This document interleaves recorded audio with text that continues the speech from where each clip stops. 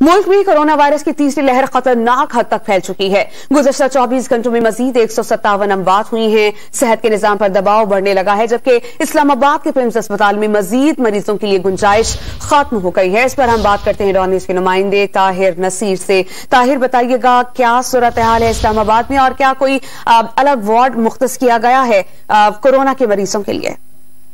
जी देखिए, इस वक्त मैं मौजूद हूँ इस्लामाबाद के सबसे बड़े अस्पताल पिम्स में। यहाँ पे कोरोना वायरस से मुतासरा मरीजों के लिए खुसूसी वार्ड्स काम कर रहे हैं। ताहम गुज़िश्ता 24 घंटों के दौरान मुल्क भर में 157 मरीज कोरोना वायरस से जान की बाजी हार चुके हैं। अगर पिम्स अस्पताल की बात करें तो यहाँ पे कोरोना से मुतासरा जो मरीज हैं उनके तमाम बेड्स भर चुके हैं, जबकि अस्पताल के एग्जीक्यूटिव डायरेक्टर की जानिब से भी वजारत सेहत हुकाम को एक खत लिखा गया, जिसमें कहा गया कि अस्पताल में कोरोना वायरस से मुतासरा मरीजों की तादाद ज्यादा और ऑक्सीजन की फराहमी में काफ़ी मुश्किलात का सामना आ रहा है, जबकि जो नए कोरोना वायरस से मुतासरा मरीज हैं उनके लेने के लिए कोई अस्पताल में गुंजाइश भी नहीं है।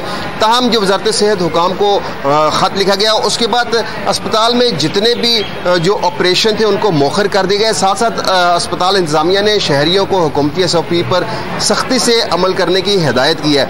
अगर हम बात करें ओवरऑल तो इस्लामाबाद में जिला इंतजामिया पुलिस के साथ साथ पाक फौज के दस्ते भी तैनात कर दिए गए हैं और जो मार्केटों में पाक फौज के दस्ते पुलिस और जिला इंतजामिया अफसरान के हमरा तैनात हैं, वो कोरोना SOPs के ऊपर अमल दरामद कराने के लिए उन्होंने काम शुरू कर दिया है।